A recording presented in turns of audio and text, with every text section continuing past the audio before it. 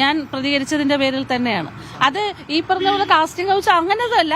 അത് മാത്രമല്ലല്ലോ, നമ്മൾക്ക് ശരിയെന്ന് തോന്നുന്ന കാര്യം നമ്മൾ സംസാരിക്കുമ്പോൾ തന്നെ ഇവർക്ക് അതൊന്നും ഇഷ്ടമല്ലല്ലോ. നമ്മൾ പ്രതികരിക്കുന്നു, നമ്മൾ പറയുന്നത് ഒന്നും അവർക്കാർക്കും ഇഷ്ടമല്ല. അപ്പൊ അവരെ ഒരു തീരുമാനം എടുക്കും. അതേക്കുറിച്ച് പറയാൻ ഒരുപാട് കാര്യങ്ങളിലേക്ക് നമ്മൾ പോകേണ്ടി വരും.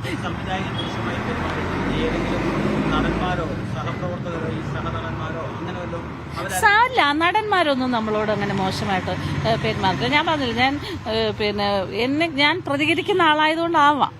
പക്ഷെ എന്റെ സഹപ്രവർത്തകർ ഒരുപാട് പേര് എന്നോട് പറഞ്ഞിട്ടുണ്ട് കേട്ടോ, മോശമായിട്ട് അവരോട് പെരുമാറിയിട്ടുണ്ട് എന്ന് പറഞ്ഞിട്ടുണ്ട്. സംവിധായകർ അവസരം കൊടുത്ത് ഹോട്ടലിൽ വന്ന് താമസിച്ചതിന് ശേഷം ഇത്തരം ആവശ്യങ്ങൾ പുള്ളി ആവശ്യപ്പെട്ടത് കഴിഞ്ഞാൽ അദ്ദേഹത്തിന് അത് നടത്തി കൊടുത്തില്ലെങ്കിൽ അവരെ പിറ്റേ ദിവസം പറഞ്ഞു വിടുന്ന എന്റെ ഒരു സുഹൃത്ത് പറഞ്ഞിട്ടുണ്ട്. അങ്ങനെ ഇത്രയും വിവാദമായ ഹേമ കമ്മിറ്റി റിപ്പോർട്ട് പുറത്തു വന്നു. ഇതിന്മേൽ സർക്കാർ നടപടിയൊക്കെ എടുത്ത് സർക്കാരിനോട് ഞാൻ നീതി കിട്ടുമെന്ന് തോന്നുന്നുണ്ടോ? അല്ല, സാധാരണഗതിയിൽ ഇത് കുറച്ച് 2-3 ദിവസം കഴിയുമ്പോൾ അങ്ങ് മുങ്ങിപ്പോവുകയാണ് പതിവ്. ഞാൻ റിക്വസ്റ്റ് ചെയ്യുകയാണ്, നിങ്ങൾ ദയവായിട്ട് ഇതിനകത്ത് നിയമത്തിന്റെ മുന്നിൽ ഇവരെ കൊണ്ടുവന്ന് അവർക്ക് അതൊരു മാതൃകയായിരിക്കണം.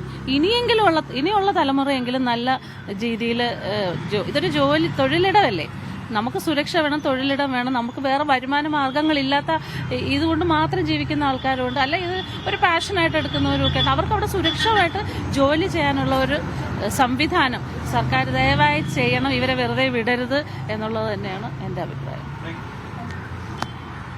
മാതൃകാപരമായ നടപടി സ്വീകരിക്കണം, ഒപ്പം നിയമത്തിന് മുന്നിൽ വേട്ടക്കാരെ കൊണ്ടുവരണമെന്ന കാര്യമാണ് ഇപ്പോൾ നടി ഉഷ മാധ്യമങ്ങളോട് പറഞ്ഞത്.